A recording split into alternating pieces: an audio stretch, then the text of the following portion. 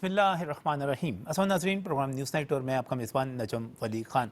नाज़रीन, एक मरतबा फिर आपको मशरिक़ वस्ता में लिए चलते हैं जहाँ पर जंग के ख़तरात अपनी जगह पर मौजूद हैं। इसके साथ पाकिस्तान की कोशिशें भी अपनी जगह पर उसी तरह जारी व सारी हैं जिस तरह इससे पहले बिलवास्ता तौर पर की जा रही थी। पाकिस्तान के दफ्तर ख़ारजा ने इस हवाले से बाकायदा तौर पर वाज़ेह किया है कि हम ईरान के साथ और अमेरिका के साथ राब्ते में हैं और अमन के लिए हमारी कोशिशें जारी हैं।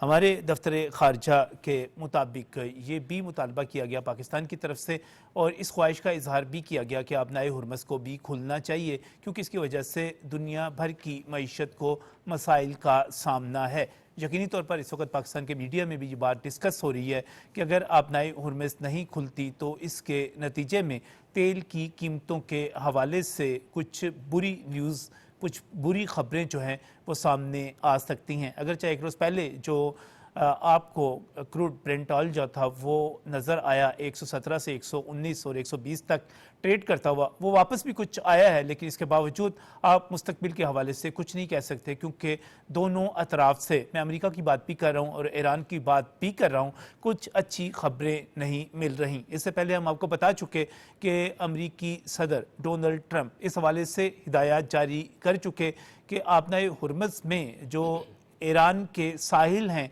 उनकी जो नाकाबंदी है उसको तवील मुद्दत तक जारी रखा जाए। इस हवाले से उन्होंने हिकमत अमली और प्लानिंग का जो ऐलान किया, उसमें हमें लगता है कि अमेरिका एक लंबी जंग लड़ने के लिए तैयार हो रहा है। लेकिन इसके साथ ही अमेरिकी अखबारात की रिपोर्ट के मुताबिक इस चीज़ की मनसूबाबंदी भी की जा रही है कि कोई लंबी जंग ना हो, लेकिन फौरी हमले हों, तेज़ हमले हों, मौसर हमले हों, इस किस्म की मनसूबाबंदी भी की जा रही है। एक प्लान अमरीकी सदर के सामने आज ही रखा जा रहा है, उस पर भी कोई फैसला हो सकता है। दूसरी तरफ ईरान है और एक तवील अरसे के बाद ईरान के सुप्रीम लीडर मुश्तबा खामनाई का जो बयान सामने आया है उसमें कई नुकात काबिले गौर हैं। और एक नुक्ता मैं आपके सामने रखना चाह रहा हूँ कि मुश्तबा खामनाई ने जो ईरान के जौहरी प्रोग्राम के दिफा के हवाले से बात की है उस पर भी इस वक्त तबसरे हो रहे हैं और ये समझा जा रहा है कि ईरान भी इस वक्त सरेंडर करने के लिए तैयार नहीं है।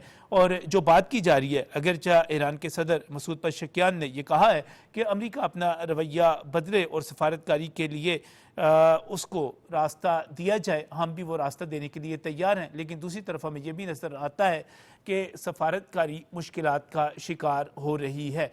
पाकिस्तान एक बड़ा, एक अजीम किरदार अदा कर रहा है और इस वक्त भी सूरत हाल है, जब हम 8 अप्रैल की जंग बंदी को देखते हैं, उस सीज़ फायर को देखते हैं जो कि 15 रोज़ के लिए किया गया और 15 दिन के बाद 22 अप्रैल को उसमें जो एक एक्सटेंशन हुई, एक तोसी हुई और अभी तक वो सीज़ फायर जो बरकरार है, इसमें यकीनी तौर पर पाकिस्तान की क़यादत जो क्रेडिट लेती है इसमें वो हक बेजानिब है। इस वक्त अगर गर्म जंग नहीं हो रही, इस वक्त अगर बमबारी नहीं हो रही, इस वक्त अगर बाकायदा तौर पे मशरिक़ वस्ता जंग से बचा हुआ है, तो इसका क्रेडिट यकीनी तौर पर वज़ीर आज़म पाकिस्तान मोहम्मद शहबाज शरीफ, हमारे फील्ड मार्शल सैयद आसिम मुनीर और उसके साथ साथ वज़ीर ख़ारजा और नायब वज़ीर आज़म इसहाक डार और उनकी पूरी टीम्स को जाता है जिन्होंने इस पर बड़ा काम किया।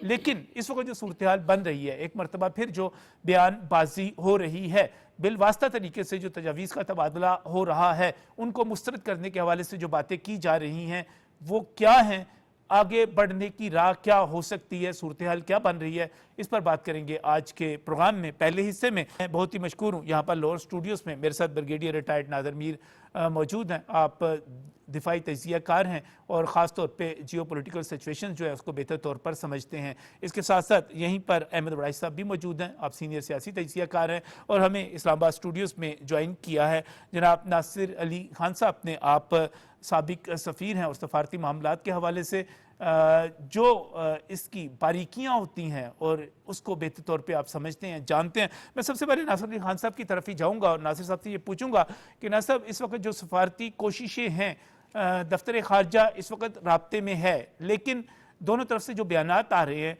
वो हमारी कोशिशें जो हैं वो अब तक तो पारावर रहीं, हमने जंग रोकी हुई है, इस वक्त बमबारी नहीं हो रही, इस वक्त खूनरेजी नहीं हो रही, लेकिन आगे का मंजरनामा जो है वो क्या आपको नज़र आ रहा है, जो तजावीज़ हैं वो क्या हैं और उनके एक दूसरे की तरफ से कबूल करने की जो इम्कानात हैं वो कितने हैं?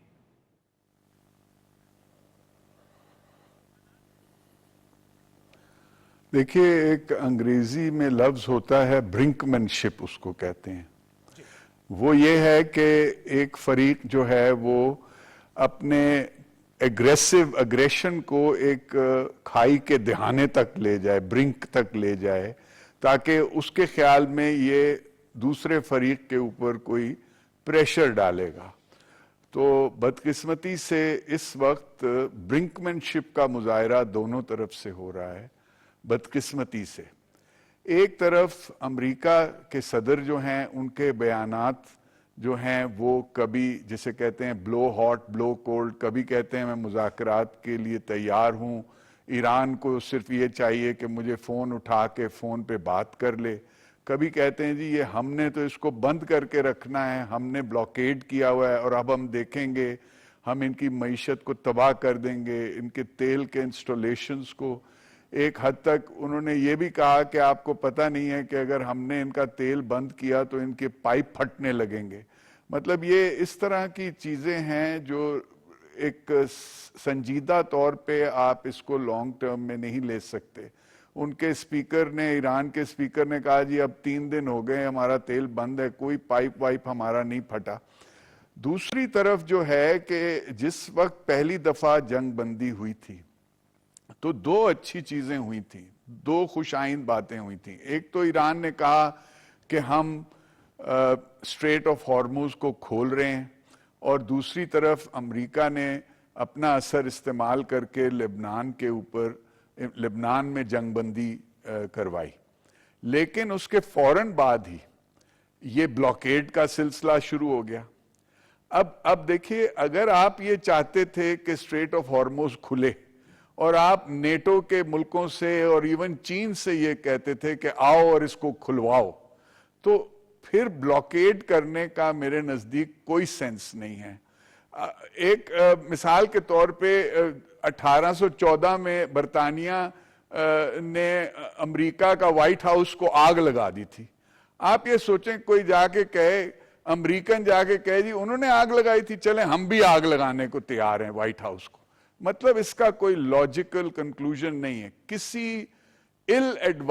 کسی ایسے ایڈوائزر نے ان کو کہا کہ جی اگر یہ بند کرتے ہیں ہم ان سے سختی سے بند کر کے دکھا سکتے ہیں.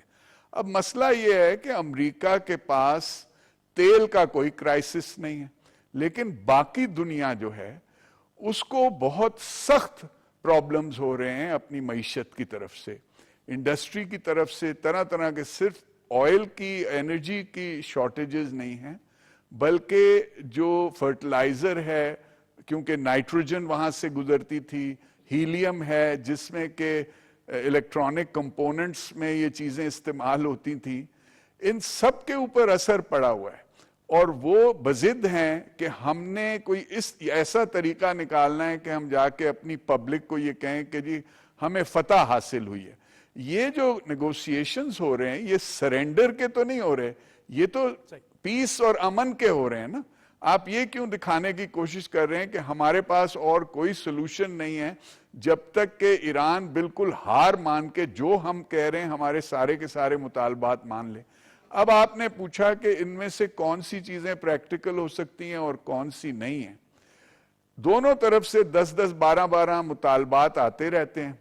جو میں سمجھتا ہوں ایک پریکٹیکل چیز ہے وہ یہ ہے کہ 2015 کے جے سی پی او سے لے کے جو پچھلے سال کے مذاکرات ہوئے، اس سال بھی جو ہو رہی تھی، تو عمان کے فورن منسٹر نے ذکر کیا تھا کہ جہاں تک نیوکلیئر آرمامنٹ یا نیوکلیئر پاور کا تعلق ہے، ایران مور اور لیس یہ اگری کر گیا ہے کہ ہم صرف سویلین نیوکلیئر یوز کے لیے کرنا چاہتے ہیں.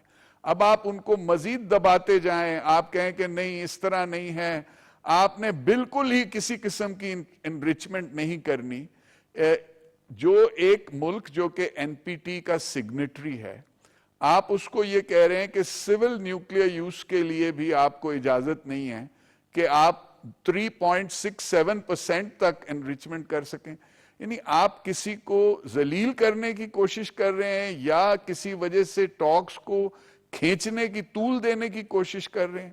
تو میں یہ سمجھتا ہوں کہ دونوں طرف سے یہ مسئلہ ہے. ایران میں ایک اور جو میرے نزدیک ایک اور ایشو یہ آ رہا ہے کہ ان کے جو سپریم لیڈر ہیں وہ واضح طور پہ ویزیبل نہیں ہیں، اور دوسری طرف کھینچا تانی ہو رہی ہے ڈیفرنٹ پاور سیکٹرز کے بیچ میں. تو ایسا لگتا ہے کہ وہ ایک جو بھی آتا ہے نیگوشیٹ کرنے، اس کو کانسٹنٹلی ایک تو واپس جانا پڑتا ہے اپروول لینے کے لیے، اور دوسری بات یہ ہے کہ جو رائیول گروپس ہیں وہ آپس میں ان کا بھی پریشر ہوتا ہے. IRGC ہے یا بسیج ہے یا اس طرح کے جو گروپس ہیں، ان میں بھی کنفیوژن سا مجھے محسوس ہوتا ہے. تو میں یہ سمجھتا ہوں کہ پاکستان کا جہاں تک تعلق ہے، بے شک ہم نے بہت عمدہ رول پلے کیا ہے اور انشاءاللہ ہم کرتے رہیں گے. جہاں تک ثالثوں کا تعلق ہے، پاکستان سے بہتر فی الحال کوئی اور ملک ایسا نہیں ہے، اور ہم یہ ایفرٹس کنٹینیو کر رہے ہیں اور انشاءاللہ کرتے رہیں گے. جتنی بھی باتیں ہو رہی ہیں ناصر علی خان صاحب، یہ بات تو سب سے زیادہ اہم ہے کہ کبھی بھی ثالث جو ہے وہ ناکام نہیں ہوتا، وہ کبھی نہیں ہارتا. ہارتی ہمیشہ ٹیمیں ہیں، جو ملک ہیں وہ ہاریں گے، اور ثالث ہو، ایمپائر ہو، ریفری ہو، وہ کبھی نہیں ہارتا، وہ تو اپنی کوشش کو جاری رکھے ہوئے ہے. لیکن اس کے ساتھ ہی آپ نے جو ایران کی سچویشن بیان کی، پوزیشن بیان کی، اس کے ساتھ ہی دوسری طرف آپ نے ہرمز کی بندش ہے جو پہلے ظاہر ہے 28 فروری سے ایران نے بند رکھا ہوا ہے، اس کے بعد امریکہ نے تو بہت بعد میں آ کے اس کو بند کیا. تو اب صورتحال کیا بنی ہوئی ہے نادر میر صاحب؟ آپ اس کو جنگی نقطہ نظر سے اور اس حوالے سے کہ یہ جنگ دوبارہ گرم جنگ میں بدلنے جا رہی ہے، اس کا خطرہ بیان کیا جا رہا ہے، کس طرح دیکھتے ہیں؟ Diplomacy was excellent, geopolitics remains the issue. یہی میں نے آرٹیکل آپ کو بھی بھیجا، لوگوں کو بھی بھیجا، اور وہی ہو رہا ہے آپ کے سامنے. پاکستان نے جتنی اچھی ڈپلومیسی کی ہے، اگرچہ پاکستان پہلے بھی کرتا رہا، but this time it was literally پار ایکسلنس، جو فرینچ میں کہتے ہیں، یعنی کہ ساری دنیا نے اپریشیٹ کیا. اس میں فیلڈ مارشل، اس میں پرائم منسٹر، اس میں باقی لوگ بھی، فورن minister, obviously all of Pakistan that was involved, because یہ چھوٹی سی چیز نہیں تھی کہ between USA and Israel on one side and Iran on the other side ان کو اسلام آباد میں لانا ایک پیس ٹاکس کے لیے، جب اتنی ایک out of control sort of war ہو رہی تھی، escalating by the minute or by the day.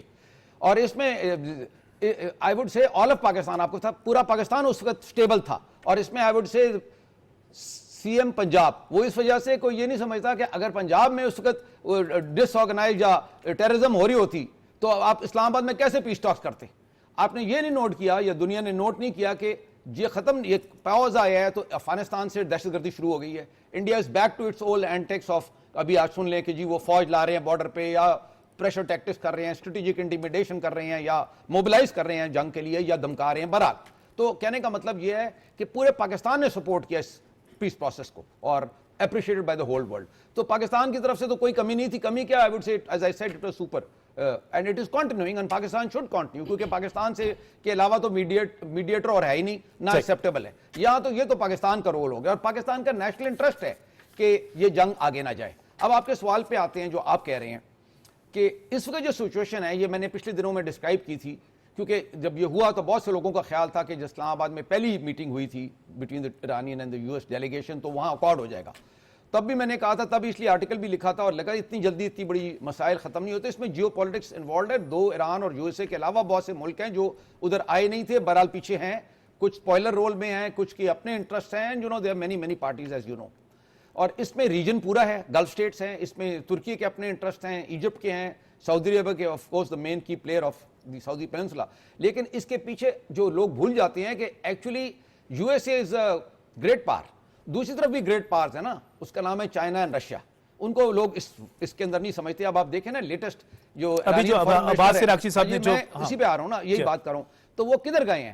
Oman کے علاوہ وہ رشیا گئے ہیں. دیکھیں نا، رشیا اگر بیک کرتا ہے، and China also to an extent, China تو اوور آل پیس چاہتا ہے، بٹ رشیا تو آلریڈی یوکرین میں جنگ لڑ رہا ہے. آپ دیکھیں اس کو ذرا کیونکہ میرا سبجیکٹ ہے geopolitics that I am seeing, اس کو ذرا سیدھے بگر پکچر میں پھر زیادہ کلیئرٹی آ جاتی ہے. اس وار کو آپ آئسولیشن میں مت دیکھیں کہ جی گلف میں ایران کی خلاف اسرائیل اور امریکہ جنگ لڑ رہے ہیں. وہ تو لڑ رہے ہیں، سب کو پتہ ہے. اور ایران مڈل ایسٹ کی گلف اسٹیٹس کے خلاف بھی لڑ رہا ہے. ایک اور بھی جنگ چل رہی ہے، اس کا نام ہے یوکرین رشیا وار. اس کو آپ اس سے ٹوٹلی ڈائیورس نہیں کر سکتے. As a global strategist and a thinker I can tell you this. اس کا لنکیج ہے کہ بیچ میں common denominator is called Russia. Russia ادھر لڑ رہا ہے. اینڈ ون ریزن جو لوگوں نے کہا جی نیٹو نہیں آیا لڑنے کے لیے یہاں پر امریکہ کے ساتھ. ابھی برٹش مونارک اس وقت کنگ چارلز گیا ہوا ہے وہاں پر ट्रम्प को पैसिफायर हो, जोक शोक्स करके उनको ठंडा करने के लिए, क्योंकि जंग में तो हिस्सा नहीं लिया उन्होंने, तो वो क्यों नहीं आए? उन्होंने क्लियरली कहा, ब्रिटिश प्राइम मिनिस्टर ने कहा कि this is not our war, Iran war की बात करें। उनकी कौन सी जंग है? उनकी जंग का नाम है यूक्रेन वॉर, क्योंकि वो यूरोप में लोकेटेड है और उनको खतरा है कि अगर यूक्रेन फॉल कर गया तो Russian army will be on the borders of reaching NATO और 1 मार्च अवे फ्रॉम पेरिस और ब्रसल्स। और ये वो उनका थिंकिंग है ना, मतलब हो या ना हो, बहरहाल मिलिटरीली, बिकॉज हो चुका है ना। पिछली हिस्ट्री पढ़े ना, हिस्ट्री फर्स्ट वर्ल्ड वॉर पढ़े, हिटलर पढ़े, नेपोलियन पढ़े, तो ये यही जंगें हुई है ना। सही है। तो इसलिए ये यूक्रेन वापस आ जाए, अब इसको हम आ जाते हैं इसी में वापस। मैं ये लिंक कर रहा हूं कि इस वक्त लेटेस्ट ये है कि अभी जो उन्होंने बयान दिया कि जी वो अपना न्यूक्लियर, ईरान की बात कर रहा हूं, एक बयान है ना कि जो न्यूक्लियर को सेफ गार्ड करेंगे, अपने इंटरेस्ट को, न्यूक्लियर इंटरेस्ट को से, अगर न्यूक्लियर को सेफ गार्ड करेंगे तो बाद पे कोर इशू ही न्यूक्लियर है, जंग ही न्यूक्लियर, पिछले साल भी न्यूक्लियर पे हुई। ये बयान आपको लग रहा है कि डेडलॉक की तरफ ले जा सकता है? नहीं, मतलब बयान डेडलॉक के अलावा पॉइंट ये ना कि देखें, एक इंप्रेशन परसेप्शन है ना कि जी ईरान कहता है कि उनको तो उनका फतवा है, उन्होंने तो न्यूक बनाने नहीं है जी, और उन इनरिचमेंट पे कोई फैसला हो जाए। वो 5 साल कहते थे ईरानियंस के, they will freeze for 5 years, America 20 years की बात कर। तो लॉजिक ये है ना कि जो मीडिएशन 10-12 साल पे हो जाता है, कहीं दरमियान में बात हो जाती है। यही होती है ना, मीडिएशन क्या होती है या पीस टॉक्स क्या होती है, यही होती है। लेकिन अगर वो कहे नहीं जी हमने तो बनाना है या हमने तो रखना है, तो फिर तो डेडलॉक की तरफ जा रहे हैं, जो आपका पॉइंट है। तो इसलिए we have to see what happens next. अच्छा, ये भी देख लें, जरूरी नहीं है, ये कई दफा जिस तरह बात बड़ी अच्छी की, ब्रिंकमैनशिप भी होती है, और इसके अलावा लेवरेज लेने के लिए भी, जियोपॉलिटिक्स लेवरेज ना, कि कैसे आपने अगले से कुछ कंसेशंस लेने हैं ना। हाँ, जब तक आप पीक पर नहीं जाएंगे, वो डील जो है वो उस पे नहीं। और एक अंग्रेजी है, वॉर की स्ट्रेटजी है एस्केलेट टू डी एस्केलेट। तो ये इसलिए इसका क्लैरिटी नहीं है, ये आगे पता लगेगा, जैसा आप कह रहे हैं कि आगे क्या होता है। इस वक्त जो सिचुएशन है ना, उसको मैंने डिफाइन किया, नो वॉर नो पीस। जो इस practical situation, this is a practical situation, मतलब दुनिया में रही है, इजिप्ट इसराइल में रही है, no war no piece, no war. इस वक्त कल ये हम ये चाहते हैं, व्हाट डज पाकिस्तान वांट? इस वक्त जंग भी नहीं है और इस वक्त अमन भी नहीं है, मतलब नो वॉर नो पीस है ना इस वक्त। मैं ये कहता हूं, पहले दिन से कह रहा हूं, पाकिस्तान का इंटरेस्ट क्या है? आप सारी बातें करते, कभी ईरान की, कभी इसकी, you should talk Pakistan interest. Pakistan interest is war termination. हमारा इंटरेस्ट है जंग खत्म। पीस होती है नहीं होती है वो तो ठीक है, अच्छी पीस, परफेक्ट पीस इज, हमारा इंटरेस्ट ये है कि अपना हुर्मस खुल जाए। हमारा इंटरेस्ट ये है कि ये जो इसके इफेक्ट्स आ रहे हैं, आप इकोनॉमिक इफेक्ट से बहुत ज्यादा नुकसान है पाकिस्तान का। फ्यूल है और चीजें, अगर अभी देखें ना पाकिस्तानी इस गल्फ में, अभी आप लेटेस्ट देखें दुबई के साथ, यूएई के साथ एक टर्मोइल, वो ओपेक से निकल गया, उसको भी फैक्टर इन कर रहे हैं। हम सिर्फ ईरान पे फोकस्ड है। See the bigger picture. वहां से कल पाकिस्तानीज आ जाते हैं 2 मिलियन वापस, I'm just saying hypothetically, अल्लाह ना करे, तो you will have another problem ना। आप इसको, we should look things from the Pakistani angle. मतलब मैं सबसे पहले पाकिस्तान का इंटरेस्ट गार्ड करता हूँ। हाँ, ये खतरात जो हैं बीच में मौजूद हैं, क्योंकि जब हम बात करते हैं पाकिस्तान के हवाले से, तो ये बात तो बिल्कुल तयशुदा है कि पाकिस्तान के मफादात जो हैं वो खलीजी ममालिक के साथ बहुत ज़्यादा जुड़े हुए हैं। ईरान भाई है हमारा, कलमा तय्यबा की बुनियाद पे हमारा उससे रिश्ता है, लेकिन वही रिश्ता हमारा सऊदी अरब के साथ भी है और उससे कहीं ज़्यादा बढ़ के है, क्योंकि हम सऊदी अरब को एक ख़ास मुकाम ये देते हैं कि वो हमारा वो दोस्त है जो हमारी मुश्किल में काम आता है। जहाँ पर अगर जो 2 मिलियन जो हैं पाकिस्तानी वहाँ पर मौजूद हैं, अगर यूएई में मौजूद हैं, अगर खलीजी ममालिक में मौजूद हैं, वहाँ से रेमिटेंसेस आते हैं, तो हमारा मफाद, हमारा इंटरेस्ट बहरहाल अपने उन दोस्तों के साथ है जो हमें रोज़गार देते हैं। इस पर मज़ीद भी बात करेंगे पाकिस्तान के इंटरेस्ट के हवाले से। इस वक्त एक शॉर्ट ब्रेक।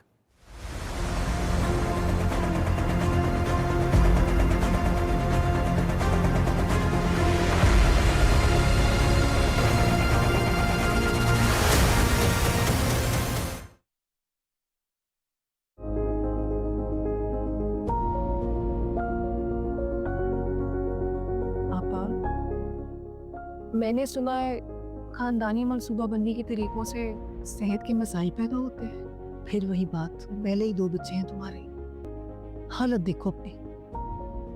आपा, मैं तो वही कह रही हूँ ना जो लोग बातें करते हैं। ये सब गलत फहमियाँ हैं, हर सुनी सुनाई बात सच नहीं होती।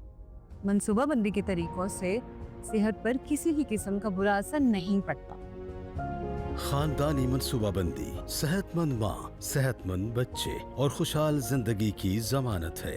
खानदानी मनसूबाबंदी और सेहत से मुताल्लिक मशवरों और सहूलियात के लिए महकमा सेहत व आबादी के करीबी मराकज पर तशरीफ लाएं। सोच को आजाद करो, खानदानी मनसूबाबंदी को आम करो। मतवाजन खानदान, खुशहाल Pakistan. Directorate general population welfare, महकमा सेहत व आबादी, हुकूमत। दुरुस्त, हर वक्त, बर वक्त।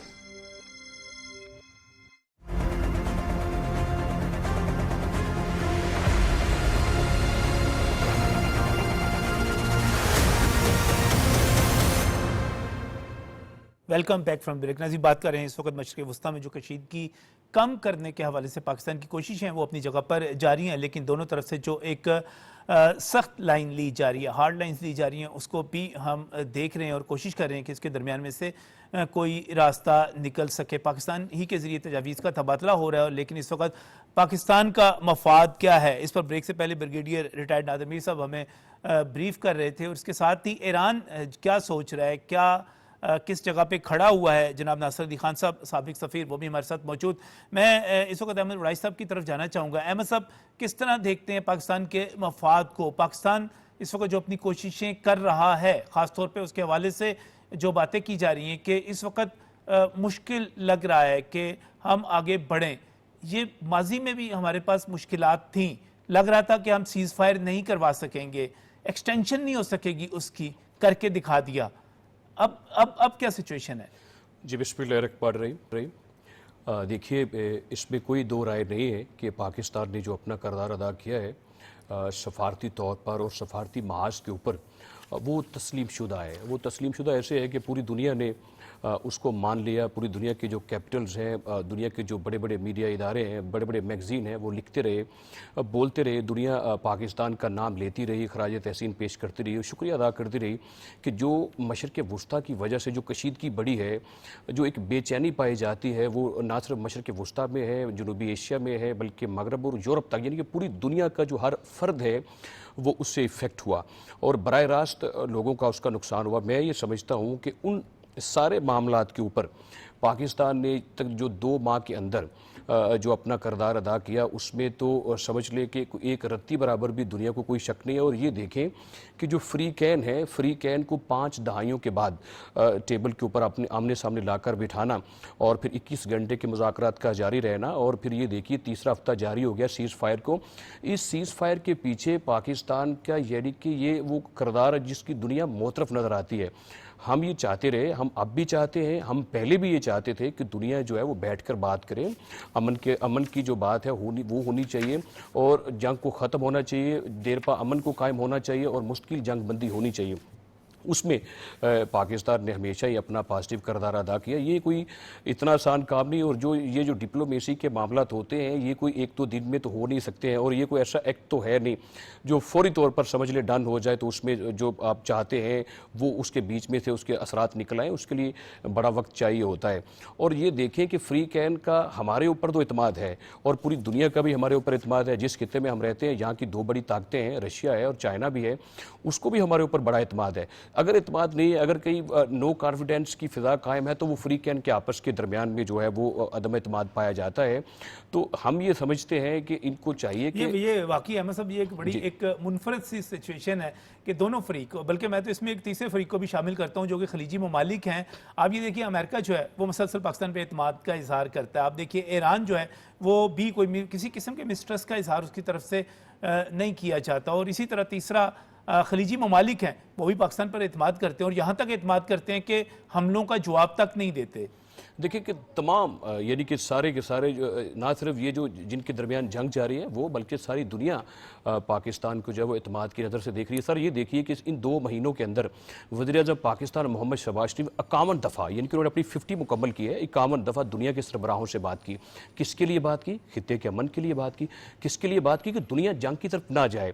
اگر جنگوں سے مسائل حل نہیں ہو سکتے, دنیا کا جو خون ہے وہ نہ بہے جنگ میں. اور یہ دیکھیں سر, اگر 8 اپریل کی رات کو سیز فائر نہ ہوتی, کتنی بڑی دھمکی تھی, تہذیب ختم ہونے کی دھمکی دی جا رہی تھی, ملک کو ختم کرنے کی دھمکی تھی. دونوں فریقین ایک دوسرے کو دھمکیاں دے رہے تھے, اور وہ اگر وہ ڈن ہو جاتا, اگر وہ ایکٹ ہو جاتا, اور یہ تیسرے ہفتے میں جو سیز فائر جاری اگر یہ نہ ہوتی, تو سوچنا پڑے گا کہ حالات پھر دنیا کے کس طریقے کے ہو جاتے. اب میں یہ سمجھتا ہوں کہ جنگ ہے وہ یعنی کہ سمجھ لی شفٹ ہو گئی ہے معاشی معاملات کے اوپر جا کر. اب ساری چیزیں جو ہے وہ آبنہ ہرمز کے گرد گھوم رہی ہیں, اور اس سے جو میں سمجھتا ہوں کہ جو ایران کے اس وقت کے حالات ہیں وہ بھی بہت کشیدہ ہیں. وہاں کی صنعت بند ہو رہی ہے, وہاں کی فیکٹریوں سے لوگوں کو باہر نکالا جا رہا ہے, لاکھوں لوگ وہاں پہ بے روزگار ہو سکتے ہیں. کل کی یہ رپورٹ ہے کہ وہاں سے لوگ جو ہے وہ ان میں بڑی شدت کے ساتھ جو ہے وہ ایک بے چینی پائی جا رہی ہے. تو وہاں پر بھوک کا بھی قحط پڑ سکتا ہے, وہاں پر اور بھی بڑے نقصانات ہو سکتے ہیں. امریکہ بھی جنگ فوڈ نہیں کر سکتا. 60% لوگ امریکن اپنے کہہ رہے ہیں ملک سے کہ جنگ کو بند ہونا چاہیے. پاکستان کے 90% لوگ اس بات میں کہہ رہے ہیں کہ ہمارا جو کردار ہے وہ بہت اچھا ہے, حکومت کا, فیلڈ مارشل کا, پرائم منسٹر کا, اور جنگ مستقل بند ہونی چاہیے. تو مجھے یہ لگتا ہے کہ اس میں 3 فریق میں اکاؤنٹ کرتا رہتا ہوں سر. ایک تو یہ ہے کہ ایک تو وہ فریق ہے جو آپس میں جنگ لڑ رہے ہیں, ایک فریق ہم ہیں جو ہم دنیا کے امن کا مقدمہ لڑ رہے ہیں. ہم امن کے سفیر کے طور پر سامنے آئے. ہم چاہتے ہیں کہ ٹیبل پر بیٹھیں, جو کہ ہم نے بٹھایا بھی, سیز فائر ہوئی اور وہ پازیٹیو سیز فائر چل بھی رہی ہے. تو ہم تو یہ چاہ رہے ہیں, ہمارا تو یہ رول ہے کہ بیٹھ کر بات ہونی چاہیے. ایک تیسرا فریق ہے سر, وہ بہت بڑا خاموش ہے, وہ بڑا ظالم قسم کا فریق ہے. وہ میں اس کو نان اسٹیٹ ایکٹر کے طور پر لے سکتا ہوں. وہ ایسا فریق ہے جو نہیں چاہتا کہ جنگ بندی ہونی چاہیے. وہ یہ چاہتا ہے کہ حالات اور کشیدہ ہو جائیں. ایز لائک آپ بھارت سمجھ سکتے ہیں, آپ یہ بھی سمجھ سکتے ہیں, اسرائیل بھی سمجھ سکتے ہیں کہ یعنی کہ بھارت تو نہیں چاہے گا کہ پاکستان کا جو رول ہے وہ بہت بڑا ہو جائے اور دنیا پاکستان کو اپریشیٹ کرے. وہ تو کر چکی, ہمارا رول تو تسلیم ہو چکا, اس میں تو کوئی ڈینائی نہیں کر سکے. لیکن یہ 2 فریق نہیں چاہے. خدا نخواستہ اگر میں سمجھتا ہوں کہ اگر جنگ اگر طول پکڑتی ہے, جیسے آپ نے خود بھی فرمایا اور نادر میر صاحب بھی یہ بات اس کی طرف اشارہ کر رہے ہیں, اگر جنگ طول پکڑ لیتی ہے, آگے بڑھتی ہے, جنگ کے شعلے اپنا پھر اسی سٹیج پر چلے جاتے ہیں, 8 اپریل سے پہلے کی طرف چلے جاتے ہیں, تو پھر دنیا کو انسانی جانوں کا ضیاع بھی ہو سکتا ہے, اکانومی بھی تباہ ہو سکتی ہے, اور دنیا اس چیز کی متحمل نہیں ہو سکتی. پھر ان نان اسٹیٹ ایکٹر کو سپیس مل جائے گی, ایک راستہ ملے گا کہ جو یہ کھوج لگا کے بیٹھے ہیں کہ مذاکرات کامیاب نہ ہوں. باقاعدہ طور پہ اسٹیٹس ہیں اور اپنی جگہ پہ وہ ایکشن کر رہی ہیں, اور روگ اسٹیٹس اسی قسم کی اسٹیٹس کو کہا جاتا ہے کہ جو بدماشی کرتے ہیں, بدماشی کی طرف جاتے ہیں. اس میں ہمیں بہرحال اپنے ایرانی بھائیوں سے بھی کہنا ہے, ہمیں امریکی دوستوں سے بھی کہنا ہے کہ ناصر علی خان صاحب زیادہ احساس ذمہ داری کے ساتھ اور دنیا کے امن کے لیے کام کریں. لیکن جب ہم پریزیڈنٹ ٹرمپ کو دیکھتے ہیں, ایک طرف وہ کہتے ہیں کہ ایک فون کے اوپر میں دستیاب ہوں, میرے سے بات ہو سکتی ہے, جنگ ختم کرنے کے قریب ہیں, مقاصد ہم نے حاصل کر لی ہیں. دوسری طرف وہ طویل ناکہ بندی کی بات کرتے ہیں, فوری, تیز اور مؤثر حملوں کے منصوبے ان کے سامنے پیش کیے جاتے ہیں. ایک کنٹراڈکشن ادھر آ جاتی ہے. دوسری طرف ہمیں اپنے ایرانی بھائی اور دوست نظر آتے ہیں. وہ ناصر صاحب ایک طرف کہتے ہیں کہ ہمیں تو ہمارے سپریم لیڈر نے فتویٰ دے رکھا ہے کہ ہم نے ایٹمی پروگرام جو ہے, ایٹم بم نہیں بنانا, یہ جو ویپن آف ماس ڈسٹرکشن ہے یہ تو حرام ہے. دوسری طرف ہمیں نظر آتا ہے وہ پھر وہی بناتے ہوئے نظر آتے ہیں, اور پھر اس پر تنازع جو ہے کھڑا ہو جاتا ہے. یہ دونوں طرف کی جو کنٹراڈکشنز ہیں, اس کو کیسے ریزولو کیا جائے گا, کیا ہو سکتا ہے؟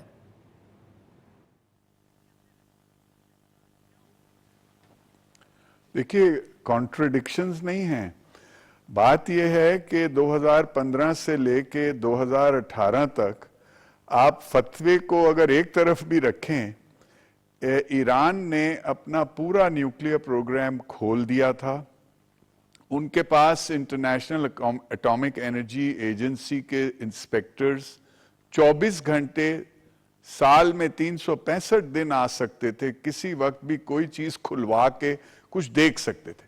تو اس سے آپ ایران کی نیت کو سمجھ سکتے ہیں, کیونکہ انہوں نے بھی کچھ فلیکسیبلٹی دکھانی تھی, اور ان کو جو فائدہ نظر آ رہا تھا کہ شاید دنیا ہمارے لیے 40 سال کے بعد کھلے گی. ایک طرف ہمارے فروزن ایسٹس جو ہیں وہ ریلیز ہوں گے, شاید کچھ سینکشنز کھلیں گے. تو آلریڈی آپ نے دیکھا تھا کہ یورپ کی کمپنیز کی طرف سے اتنا انٹرسٹ تھا, کیونکہ ان کا آئل انفراسٹرکچر بہت پرانا اور ڈیریلیکٹ ہو چکا ہے. ان کی فوجی کچھ اکوپمنٹ, خاص طور سے ایئر فورس, اور یہ تو وہ تو یہ چاہتے ہیں, امن اس علاقے میں چاہتے ہیں. لیکن آپ اس کی روٹ کاز کے بعد, جیسے آپ نے ذکر کیا روگ سٹیٹ, ہمیں فوکس اس روگ سٹیٹ پہ کرنا ہے, کیونکہ 2015 سے لے کے انہوں نے چیخیں ماری.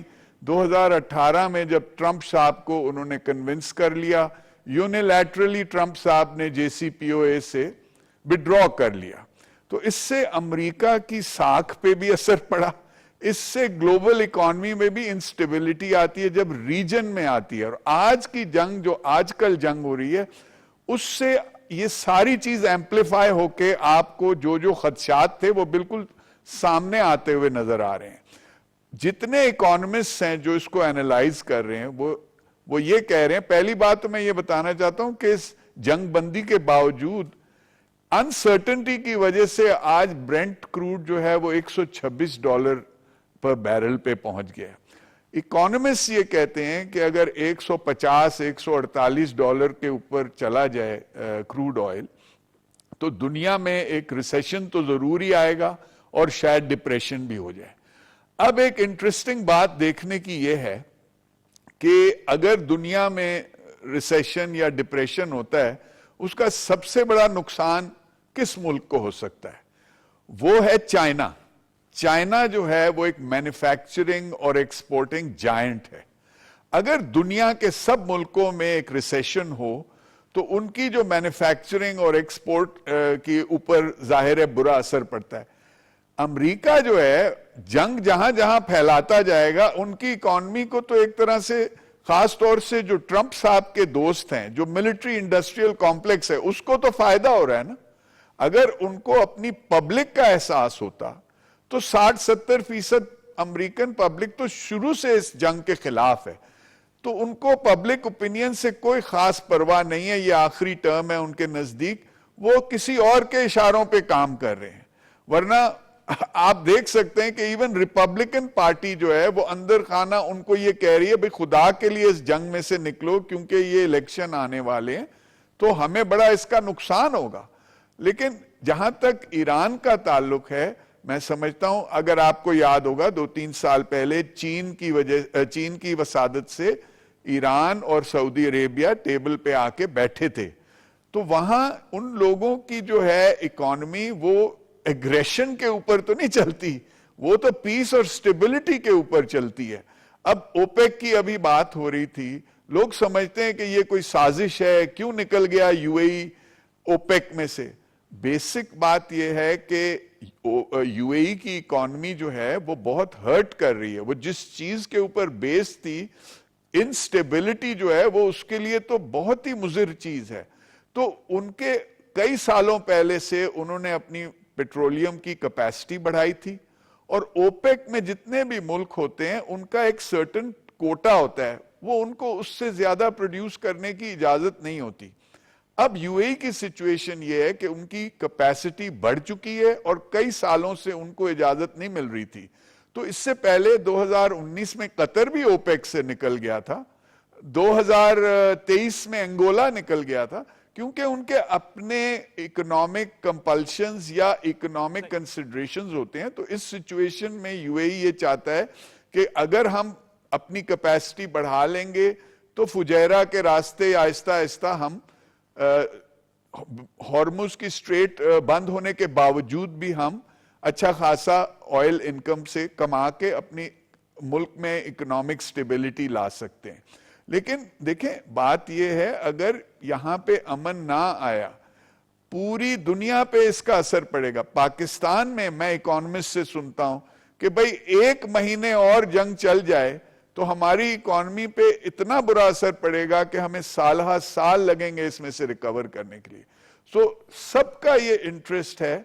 अनफॉर्चुनेटली जो एक रोग स्टेट है जो चाहता है कि यहां तबाही हो, जिसको तेल से कोई मतलब नहीं है, वो लिबिया से तेल ले सकते हैं, सीरिया से ले सकते हैं, इराक से ले सकते हैं।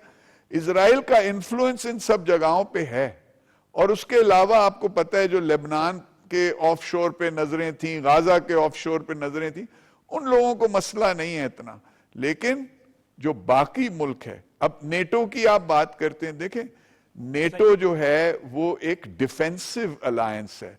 नेटो जो था उसका आर्टिकल 5 ये कहता है कि अगर किसी और मुल्क ने हम में से किसी पे अटैक किया तो आर्टिकल 5 के अंडर हम आके सारे मिलके उसका मुकाबला करेंगे। अब इस केस में डिफेंस तो नहीं है, अमेरिका पे कोई अटैक तो नहीं हुआ है। बिल्कुल आप वो क्लियर है, सारी सिचुएशन जो है क्लियर है। लेकिन मैं इस वक्त जो है एक और टॉपिक की तरफ भी जाना है, लेकिन उससे पहले ब्रिगेडियर रिटायर्ड नादर मीर साहब, अमेरिका को भी एक फेस सेविंग चाहिए, ईरान को भी एक फेस सेविंग चाहिए। ये फेस सेविंग इनको मिल सकती थी पाकिस्तान के मुज़ाकरात के जरिए, इन दोनों ने एक मौका ज़ाया नहीं कर दिया। Basically United states under Trump needs of ramp, जो आप कह रहे हैं एग्जिट स्ट्रेटजी, जो फेस सेविंग आप कह रहे हैं, ईरान को भी चाहिए for all the logical reasons, दोनों को चाहिए, and the whole world by the way. लेकिन इशू ये है कि इस वक्त वो दोनों जो रिजीम्स हैं, रिजीम्स मैं कहूंगा, let me clarify this, regimes, Iran में भी रिजीम है اٹ ڈزنٹ مین کہ سارے ایرانی جو ہیں وہ بینیفٹ کر رہے ہیں, اٹ ڈزنٹ مین سارے امریکنز وار لڑنا چاہتے ہیں, جیسے آپ بات ہوئی ہے. تو وہ اپنا رجیم کا بھی انٹرسٹ ہوتے ہیں, مطلب beside the states it's the regime interest also. Issue یہ ہے کہ they are both pursuing their this interest to get maximum leverage جو ہے. یہ میں نے کہا نا اس وقت رائٹ ناؤ آپ you can not say with certainty کہ یہ ٹاکس فیل ہو گئی ہیں یا ختم ہو گئی ہیں, یا یہ کہہ سکتے ہیں کہ جی یہ کل صبح ہو جائیں گی. It's an ongoing process. ویسے بھی آپ دیکھیں جو باقی ہسٹوریکل پیس ٹاکس ہوتی رہی ہیں, چاہے ویتنام کی ہوئیں, امریکہ کی وہاں پیرس میں, یا افغانستان کی سوویٹ زمانے میں جنیوا میں, یا طالبان کے وقت پہ اس میں قطر میں, یا کہیں اور بھی پیس ٹاکس, وہ they are more time intensive, مطلب وقت لگتا ہے اس کے اندر نا. یہ ابھی تو آپ دیکھیں نا, لیکن اصل مسئلہ یہ کہ ہمارا جو ہے ہمارے اصل مسئلہ یہ ہے کہ ہمارا انٹرسٹ یہ ہے کہ جلدی ہو پاکستان کا مسائل جو ہمارے بڑھتے چلے جا رہے ہیں, ناٹ اونلی پاکستان, دنیا کا بھی انٹرسٹ ہے, یہ ساری دنیا کا انٹرسٹ ہے اس کے. اچھا نادر میر صاحب, میں آپ کو ایک چیز کلیئر کرنا چاہتا ہوں, اس میں جو ایک اچھا کام جو پاکستان نے کیا نا ابھی تک, وہ اب لیٹس ہوپ تو کہ جو اورینٹیشن تھی یا سمت تھی, ڈائریکشن جو وار ایسکلیشن کی طرف جا رہی تھی, ادھر سے پاکستان نے, یہ بہت بڑا کارنامہ ہے پاکستان کا, not only as a Pakistani, I am saying this, مطلب it is a fact. De escalate کر دی نا اس کو. نہیں, آپ نے اس کی ڈائریکشن چینج کر دی. ڈی ایسکیلیٹ نہیں, آپ نے اس کو وار کی ڈائریکشن سے فی الحال آپ نے اس کو پیس ڈائریکشن, پیس ٹاکس کی طرف ڈالا نا. امریکن بھی کہہ رہے ہیں, ایرانی بھی کہہ رہے ہیں, مگر اس وقت لڑ نہیں رہے ابھی تک. So we hope that you know some direction this continues. No آپ ہی کی جو ٹرم تھی نو وار پہ تو ہم چلیں گے, ہم پیس پہ بھی, نو پیس والی سچویشن سے بھی باہر نکلیں, اور ہم ہمیشہ سے یہی کہتے ہیں کہ امن ہونا چاہیے. اور پاکستان کے حوالے سے جب بات کی جاتی ہے ناظرین, میں آپ کو ایک خاص مقام پر لے جانا چاہ رہا ہوں. 22 اپریل آپ کو یاد ہوگا پہلگام کا فالس فلیگ ہوا تھا. میں ایک برس 2025 کی بات کر رہا ہوں, اور اس کے بعد 10 مئی کا جو ہمارا آپریشن بنیان المرصوص تھا, اور دوسری طرف سے آپریشن سندور تھا. یہ ایک بڑی دلچسپ قسم کی سچویشن تھی. جو انڈیا ہے وہ بڑی بڑک بازی کے ساتھ اور بڑے ایگریشن کے ساتھ آ رہا تھا. اور میں آپ کو آج 30 اپریل ہے, میں 30 اپریل کے دن لے جانا چاہ رہا ہوں. ہم ان کو کیا جواب دے رہے تھے, ہمارے وزیر خارجہ کیا کہہ رہے تھے, ہمارے DGISPR کیا کہہ رہے تھے, ہماری حکومت کیا کہہ رہی تھی, کیا سمجھا رہے تھے, اور پھر ہم نے جو ان کو بتایا تھا, کہا تھا, وہ ہم نے کر کے بھی دکھایا. آئیے 30 اپریل 2025 والے دن پر چلتے ہیں اس چھوٹی سی رپورٹ میں. We are very alert. The armed forces are alert, and the National Security Committee resolve is very much there. We are vigilant, our armed forces are vigilant, and the nation will thwart any misadventure, responding in a befitting and decisive manner at the time and place of our choosing. If provoked, and any action from the other side will be responded in a befitting manner and in a stronger way.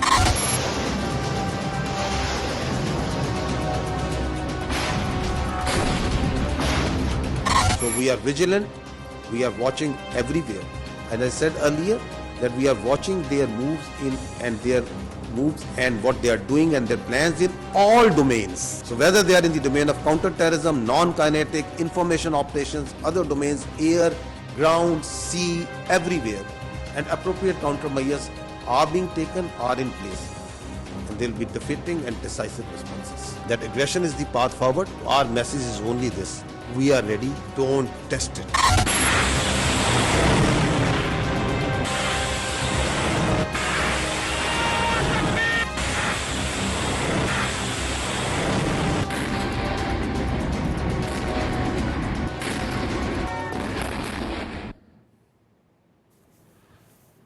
جی ناظرین, ہم نے جو کہا وہ کر کے دکھا دیا. میں اس پہ کمنٹ کی طرف جاؤں گا, اور سب سے پہلے نادر میر صاحب آپ ہی بات کر رہے تھے انڈیا کے حوالے سے, بہت اگریشن کے ساتھ, بڑے پیٹریٹزم کے ساتھ, کیسا رہا؟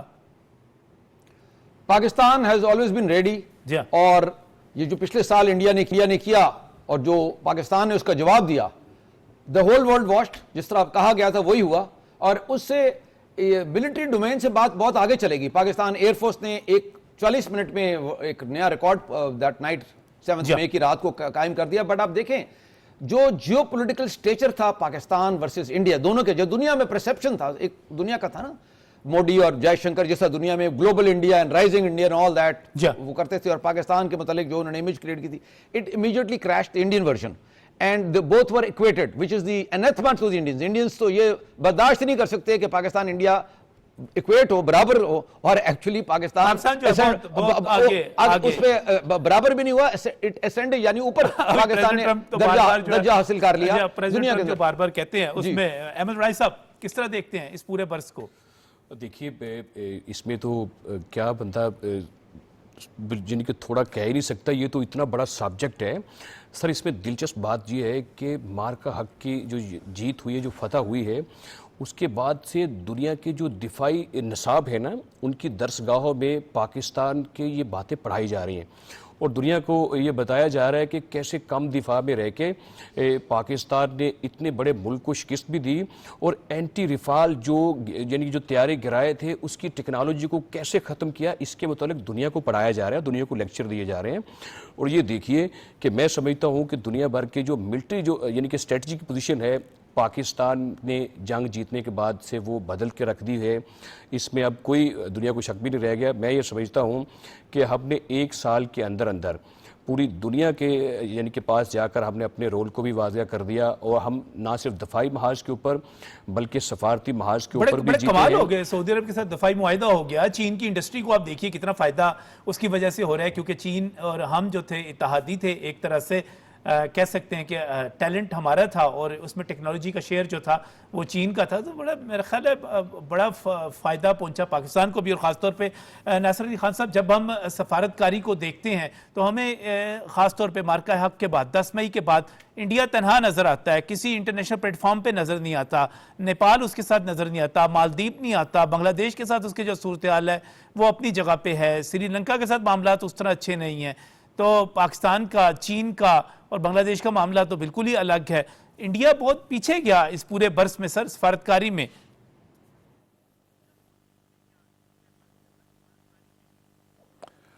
دیکھیے سب سے بڑی بات تو یہ ہے کہ اس وقت انڈیا جو ایک زمانے میں کہتا تھا کہ ہم پاکستان کو پوری دنیا میں آئسولیٹ کر کے دکھائیں گے آپ کو، آپ وہاں سے کتنے لمبے سفر کو طے کر کے پہنچے ہیں یہاں.